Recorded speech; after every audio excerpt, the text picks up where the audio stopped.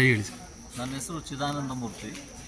ನಾನು ಮಹಿಳಾ ಮತ್ತು ಮಕ್ಕಳ ಅಭಿವೃದ್ಧಿ ಇಲಾಖೆಯಲ್ಲಿ ಕೆಲಸ ಮಾಡ್ತೀನಿ. ಈ ಗ್ರಹಣ ಅನ್ನೋದು ಪ್ರಕೃತಿಯಲ್ಲಿ ನಡೀತಾ ಇರ್ತಕ್ಕಂಥ ಒಂದು ವಿದ್ಯಮಾನ. ಅದು ಕಾಲಕ್ಕೆ ನಿಗದಿತವಾದ ಸಮಯದಲ್ಲಿ ಅದು ಘಟಿಸ್ತಾನೆ ಇರುತ್ತೆ. ಅದಕ್ಕೆಲ್ಲ ನಾವು ಒಂದಷ್ಟು ಕಾಲ ಸಾಕ್ಷೀಭೂತರಾಗಿರ್ತೇವೆ. ಆ ಸೌಂದರ್ಯವನ್ನು, ಸೊಬಗನ್ನು, ವಿಸ್ಮಯವನ್ನು ನಾವು ಅನುಭವಿಸ್ಬೇಕು.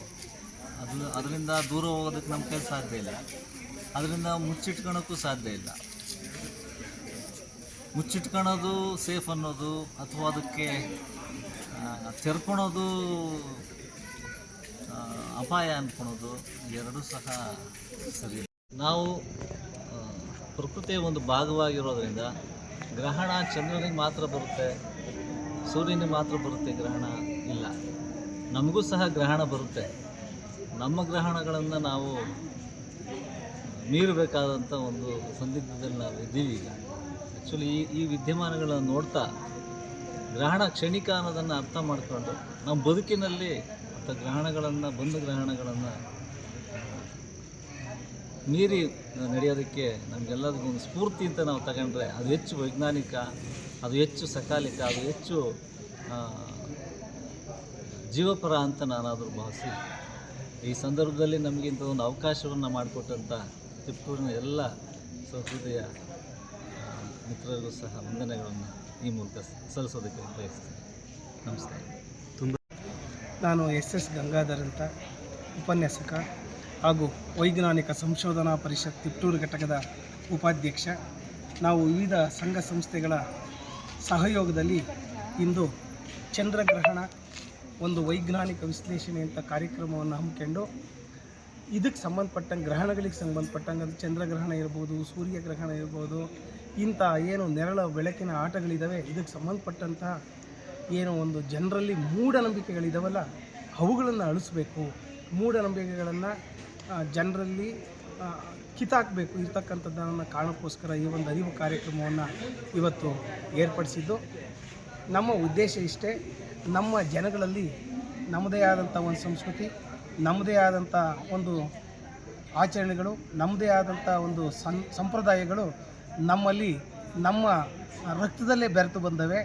ಆ ಸರಿಯಾದ ಸಂಸ್ಕೃತಿ, ಸರಿಯಾದ ಆಚರಣೆ, ಸರಿಯಾದ ಸಂಪ್ರದಾಯಗಳು, ಅವುಗಳಿಗೆ ನಮ್ಮದು ಯಾವುದೇ ವೈರುಧ್ಯ ಇಲ್ಲ. ಅವರವರ ನಂಬಿಕೆ. ನಾವು ದೇವರಿದ್ದಾನೆ, ದೇವರಿಲ್ಲ ಅಂತಕ್ಕಂಥದ್ದು ಚರ್ಚೆ ನಮ್ಮದಲ್ಲ. ಇದನ್ನೇ ಅನ್ನೋದು ಇಲ್ಲ ಅಂತಕ್ಕಂಥದ್ದು ಅವರವರ ನಂಬಿಕೆ. ನಮ್ಮ ವಿಚಾರ ಏನಂತಂದರೆ, ಏನು ಈ ಒಂದು ಆಚರಣೆಗಳ ನೆಪದಲ್ಲಿ, ಸಂಪ್ರದಾಯಗಳ ನೆಪದಲ್ಲಿ, ಪೂಜೆಗಳ ನೆಪದಲ್ಲಿ ಶೋಷಣೆ ನಡೀತಿದೆ, ಅನ್ಯಾಯ ನಡೀತಿದೆ, ಅಧರ್ಮ ನಡೀತಿದೆ, ಅತ್ಯಾಚಾರ ನಡೀತಿದೆ, ಕೊಲೆ ಸುಲಿಗೆಗಳು ನಡೀತಿದೆ, ಅದರಿಂದ ನಾವು ಆಚೆ ತರಬೇಕು ಜನಗಳನ್ನ ಅಂತಕ್ಕಂಥದ್ದು ನಮ್ಮ ಭಾವನೆ ಆಗಿದೆ. ಇದೆಲ್ಲದೂ ಕೂಡ ವೈಜ್ಞಾನಿಕ ವಿಚಾರಗಳನ್ನು ಈ ಜನಮಾನಸದಲ್ಲಿ ನಾವು ಮೂಡಿಸಿದ್ದೇ ಆದಲ್ಲಿ ಭಾರತ ದೇಶದ ಬಡತನವೇ ನಿರ್ಮೂಲನೆ ಆಗುತ್ತೆ, ಆರೋಗ್ಯ ಸುಧಾರಣೆ ಆಗುತ್ತೆ, ಒಂದು ಫೈನಾನ್ಷಿಯಲ್ ಸ್ಟೆಬಿಲಿಟಿಗೂ ಕಾರಣ ಆಗುತ್ತೆ. ಈಗ ಈ ಒಂದು ನೆಪದಲ್ಲಿ ಸಾವಿರಾರು ರೂಪಾಯಿಗಳನ್ನು, ಕೆಲವು ಉಳ್ಳವರು ಲಕ್ಷಾಂತರ ರೂಪಾಯಿಗಳನ್ನು ಇವತ್ತು ಖರ್ಚು ಮಾಡ್ತಿದ್ದಾರೆ. ಇವತ್ತು ಜನಗಳೇನೋ ಬೆಳಿಗ್ಗೆ ಎದ್ದು ಟಿ ವಿ ಮುಂದೆ ಕೂತ್ಕೋತಾರೋ, ಆ ಟಿ ವಿಲಿ ರಾಶಿಫಲ ಅದು ಇದು ಏನೆಲ್ಲ ಹೇಳ್ತಿರ್ತಾರೋ ಅದರಲ್ಲಿ ಸ್ವಲ್ಪ ಪ್ರಮಾಣದ ವೈಜ್ಞಾನಿಕ ಅಂಶ ಇರ್ಬೋದು, ಅದನ್ನು ನಾನು ಅಲ್ಲಗಳೆಯೋದಿಲ್ಲ. ಆದರೆ ಪೂರ್ಣ ಪ್ರಮಾಣದಲ್ಲಿ ಅವರು ಜನಗಳನ್ನು ದಿಕ್ತಪ್ಪಿಸ್ತಕ್ಕಂಥದ್ದು, ಪೂಜೆ ಪುನಸ್ಕಾರಗಳಿಗೆ ತೊಡಗಿಸ್ತಕ್ಕಂಥದ್ದು, ಖರ್ಚು ಮಾಡಿಸ್ತಕ್ಕಂಥದ್ದು, ಅವರು ಶೋಷಣೆ ಮಾಡ್ತಕ್ಕಂಥದ್ದು, ಇದೆಲ್ಲ ನಿಲ್ಲಬೇಕು. ಇಡೀ ಶಾಲಾ ಕಾಲೇಜುಗಳಲ್ಲಿ ಎಲ್ಲ ಹಂತಗಳಲ್ಲೂ ವೈಜ್ಞಾನಿಕವಾಗಿ ಚಿಂತನೆ ಮಾಡ್ತಕ್ಕಂಥದ್ದನ್ನು, ಈ ಒಂದು ವಾಮಾಚಾರಗಳು ಸರ್ಕಾರವೇ ಕೂಡ ವಾಮಾಚಾರ ವಿರೋಧಿ, ಮೂಢನಂಬಿಕೆ ವಿರೋಧಿ ವಿಧಿಯನ್ನು ಈಗಾಗಲೇ ಜಾರಿಗೆ ತಂದಿದೆ. ಆದರೂ ಕೂಡ ಇದು ಸಮರ್ಪಕವಾಗಿ, ವಿಶಿಷ್ಟವಾಗಿ, ಸಮರ್ಪಕವಾಗಿ, ಯಶಸ್ವಿಯಾಗಿ ಅನುಷ್ಠಾನ ಆಗ್ತಿಲ್ಲ.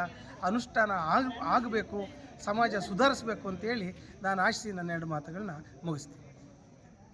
ಬನ್ನಿ ಮೌಢ್ಯತೆಯ ಮಾರಿಯನ್ನು ಹೊರದೂಡ ಬನ್ನಿ ಅಂತೇಳಿ ಅದನ್ನು ನೀವು ಇವತ್ತು ಕಾರ್ಯಗತವನ್ನು ಮಾಡಿದ್ದೀರ. ಇದು ಒಳ್ಳೆಯ ಕಾರ್ಯಕ್ರಮ. ಎಲ್ಲೋ ಒಂದು ಕಡೆ ನಾವು ಹೇಳೋದೇ ಒಂದು, ಮಾಡೋದೇ ಒಂದು ರೀತಿಯಲ್ಲಾಗುತ್ತೆ. ಈಗ ನಾವು ಎಲ್ಲೋ ಮಾಧ್ಯಮಗಳಲ್ಲಿ ನೋಡ್ತಾ ಇರ್ತೀವಿ, ಇಸ್ರೋ ಶಿವಸುಂದರಮು ವಿಜ್ಞಾನಿಗಳು ಕ್ಷಿಪಣಿಯನ್ನು ಉಡಾವಣೆ ಮಾಡ್ತಾರೆ, ಯಾವುದೋ ದೇವಸ್ಥಾನದಲ್ಲಿ ಪೂಜೆನೂ ಮಾಡಿಸ್ತಾರೆ.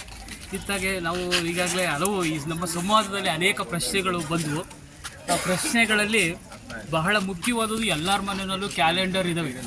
ಆ ಕ್ಯಾಲೆಂಡ್ರಲ್ಲಿರೋ ರಾವು ಕಾಲ ಗುಳಿಕ ಕಾಲವನ್ನು ತೆಗಿಬೇಕು, ಯಮಗಂಡ ಕಾಲವನ್ನು ಅದು ತೆಗೆಯೋದು ತುಂಬ ಕಷ್ಟ. ಯಾಕೆಂದರೆ ಅದು ಟೈಮ್ ಟೇಬಲ್ ಇದ್ದಂಗೆ. ಈಗ ಯಾವುದೋ ಹಬ್ಬಗಳು ಸಾಮಾನ್ಯವಾಗಿ ನಡೀತವೆ. ಈಗ ಮನೆಯವರು ಮೂಢನಂಬಿಕೆಗಳ ಲೆಕ್ಕದಲ್ಲೇ ಮತ್ತೆ ಕೇಳ್ತಾರೆ ಯಾವಾಗ ಟೈಮಲ್ಲಿ ಪೂಜೆ ಮಾಡಿದರೆ ಒಳ್ಳೆಯದಾಗುತ್ತೆ ಅನ್ನೋದು. ಮತ್ತೆ ನಾವು ಅದೇ ಮೂಢನಂಬಿಕೆಗಳಿಗೆ ಹೋಗ್ತೀವಿ. ಬಹಳ ಟೈಮ್ ಬೇಕು ಈ ಬದಲಾವಣೆಯನ್ನು ಮಾಡೋದಕ್ಕೆ.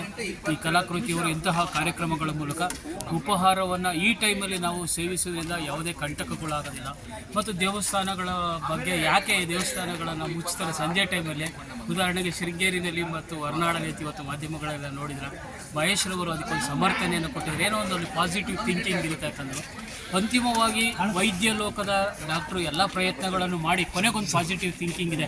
ನಾನು ಮಾಡೋ ಪ್ರಯತ್ನ ಎಲ್ಲ ಮಾಡಿದ್ದೀನಿ, ಇನ್ನೇನಿದ್ರು ಆ ದೇವ್ರು ನೋಡಬೇಕು ಅಂತ ಹೇಳ್ತಾರೆ. ಅದು ಪಾಸಿಟಿವ್ ಥಿಂಕಿಂಗ್, ಅದು ಮೂಢನಂಬಿಕೆ ಅಲ್ಲ. ಹಾಗಾಗಿ ಈ ಕಾರ್ಯಕ್ರಮದ ಮೂಲಕ ಹೊಸ ಹೆಜ್ಜೆಯನ್ನು ಈ ಒಂದು ತಿಪಟೂರಿನ ಕಲ್ಪತರು ಇಟ್ಟಿದೆ.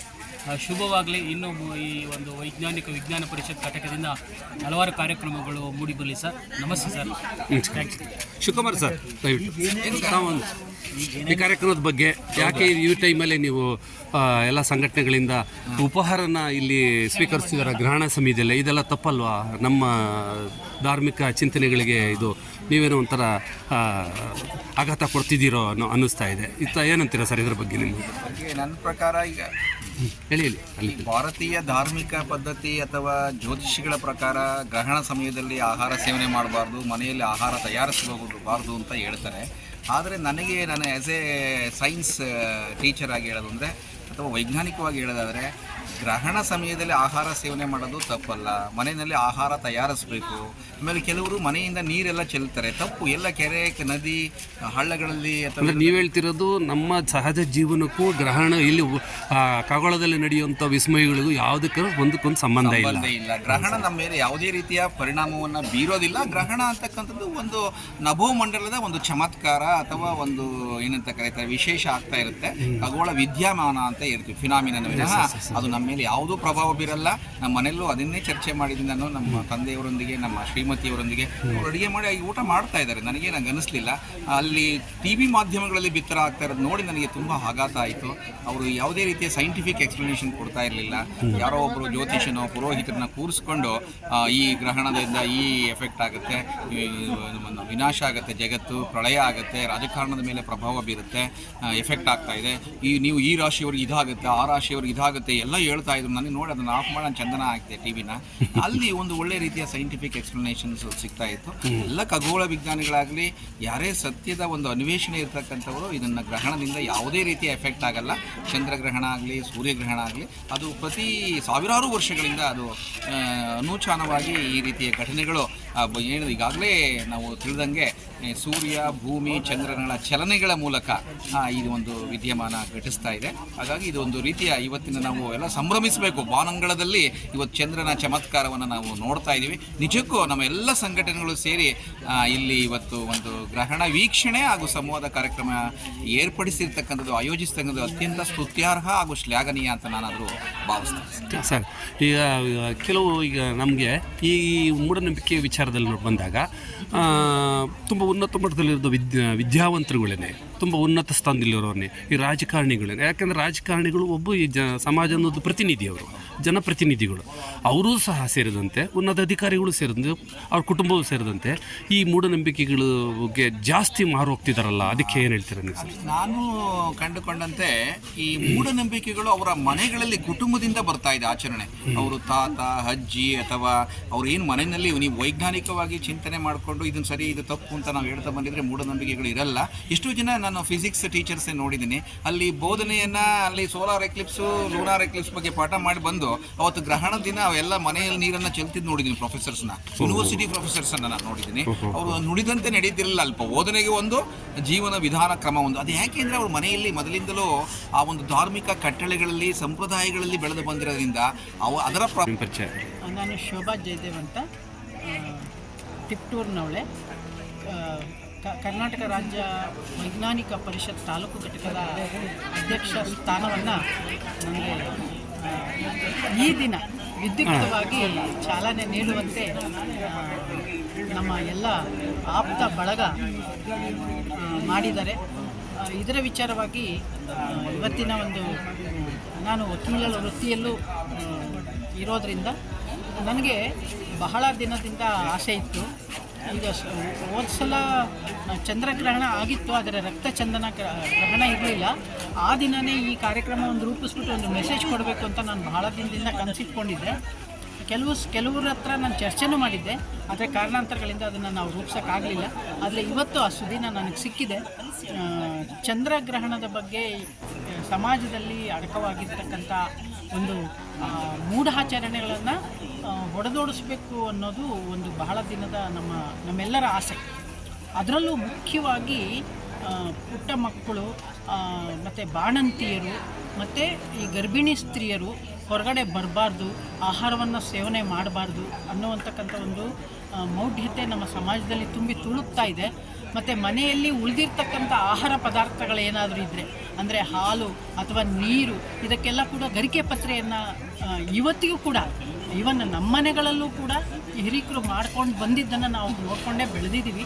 ಆದರೆ ಅದನ್ನು ಆಚರಣೆ ಇರಲಿ, ಆದರೆ ಮೌಢ್ಯಾಚರಣೆ ಬೇಡ ಅಂತಕ್ಕಂಥದ್ದು ನಮ್ಮ ಅಭಿಮತವನ್ನು ನಾವು ಇಲ್ಲಿ ಬಿಂಬಿಸಬೇಕು ಅನ್ನೋ ನಿಟ್ಟಿನಲ್ಲಿ, ಅದರಲ್ಲೂ ರಕ್ತಚಂದನ ಗ್ರಹಣ ಏನಿದೆ, ಇವತ್ತಿನ ಒಂದು ಚಂದ್ರಗ್ರಹಣ ನನಗೆ ಇವತ್ತಿನ ವಿಚಾರಧಾರೆಯಲ್ಲಿ ಸಿಕ್ಕಂತೆ ಪ್ರತಿ 24 ವರ್ಷಗಳಿಗೊಮ್ಮೆ ಅದು ಗೋಚರವಾಗುತ್ತೆ.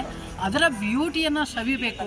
ಮತ್ತು ಆ ಗ್ರಹಣ ಕಾಲದಲ್ಲಿ ಏನು ಆಹಾರ ಸೇವನೆ ಮಾಡಿದರೆ ಏನೋ ಅಪರಾಧವಾಗುತ್ತೆ ಅಥವಾ ಆಘಾತಗಳಾಗುತ್ತೆ ಅನ್ನೋ ಒಂದು ವಿಚಾರವನ್ನು ಹೊರದೋಡಿಸ್ಬೇಕು ಅಂತಕ್ಕಂಥದ್ದು ನಮ್ಮ ಪರಿಕಲ್ಪನೆಯಾಗಿತ್ತು.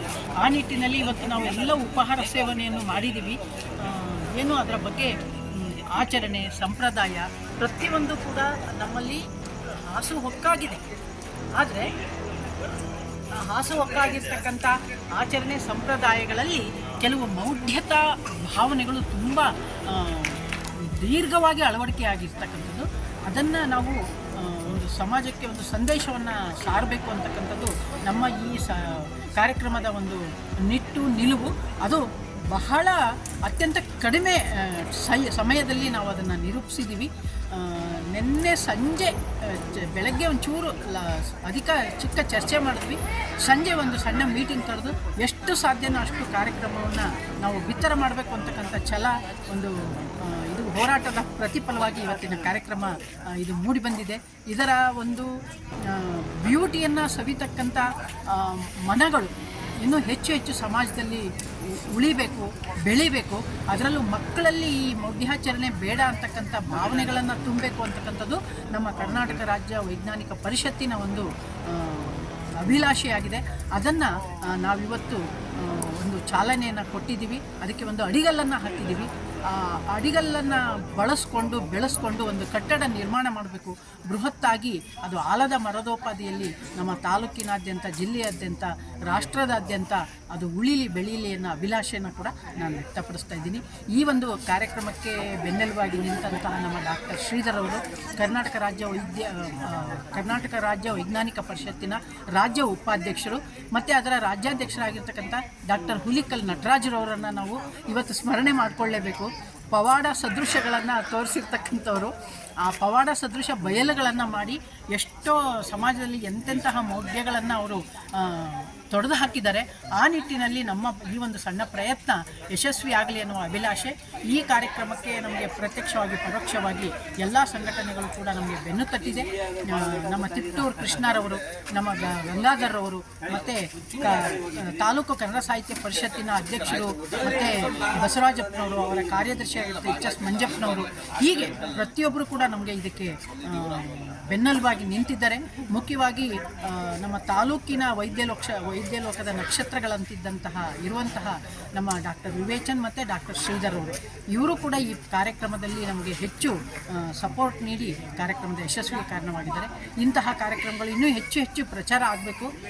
ಮಕ್ಕಳಿಗೆ ಇದನ್ನು ನಾವು ತಲುಪಿಸ್ಬೇಕು. ಯಾಕೆಂತಂದರೆ ಏನು ನಾವು ಸಮಾಜಕ್ಕೆ ಏನಾದರೂ ಸಂದೇಶವನ್ನು ಕೊಡಬೇಕು ಅಂದರೆ ಅದು ಮಕ್ಕಳ ಮೂಲಕನೇ ಆಗಬೇಕು. ಯಾಕೆಂತಂದರೆ ಬೆಳೀತಾ ಇರೋ ಕುಡಿಗಳು ಅವ್ರಿಗೆ ನಾವು ಹೆಚ್ಚು ಇದನ್ನು ಪ್ರಚಾರ ಮಾಡೋಣ ಅನ್ನುವ ಭಾವನೆ ನನ್ನಲ್ಲಿದೆ. ಅದಕ್ಕೆ ತಮ್ಮೆಲ್ಲರ ಪ್ರೋತ್ಸಾಹ ಸಿಗುತ್ತೆ ಅನ್ನೋ ಅಭಿಲಾಷೆ ಕೂಡ ಆಶಯ ಕೂಡವನ್ನು ನಾನು ಹೊಂದಿ ಈ ಒಂದು ಮಾತುಗಳನ್ನು ಆಡಲಿಕ್ಕೆ ನನಗೆ ಅವಕಾಶ ಮಾಡಿಕೊಟ್ಟಿರ್ತಕ್ಕಂಥ ತಿಪ್ರೂಟು ಕೃಷ್ಣರವರು ಕೂಡ ನಾನು ಅತ್ಯಂತ ಆಭಾರಿಯಾಗಿದ್ದೇನೆ ಮಾತನ್ನು ಹೇಳ್ತಾ ನನ್ನ ಮಾತನ್ನು ಥ್ಯಾಂಕ್ ಯು.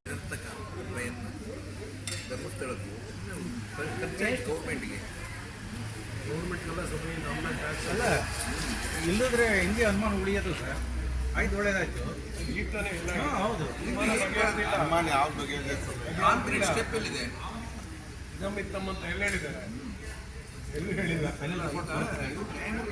ತನಿಖೆ ಇದೆಯಲ್ಲ ಈಗ ಏನು ಜುಡಿಷಿಯರಿ ಎಲ್ಲ ಆಗ್ಬಿಟ್ಟು ಹೇಗೆ ಸಾಮಾನ್ಯ ಜನಕ್ಕೆ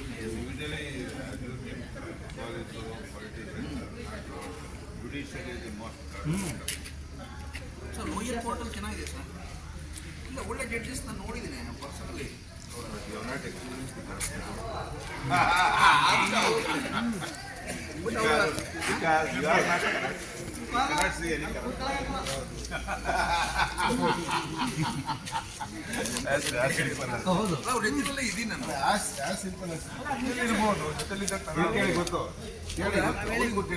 ಯಾರ ಬಗ್ಗೆ ಜುಡಿಷಿಯರಿ ಇಸ್ ದಿ ಮೋಸ್ಟ್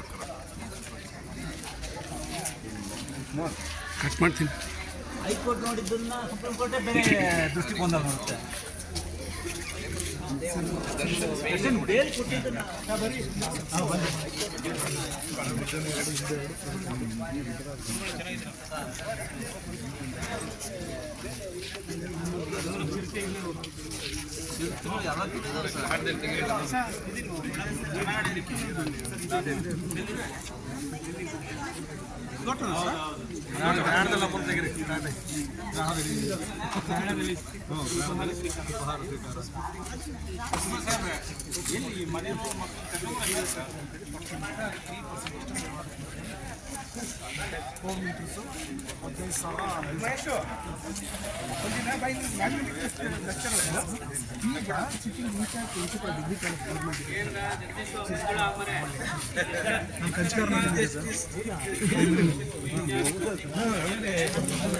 ಎಷ್ಟು ಗಂಟೆ ಪೂಜೆ ಮಾಡ್ಬೋದ್ರಿ?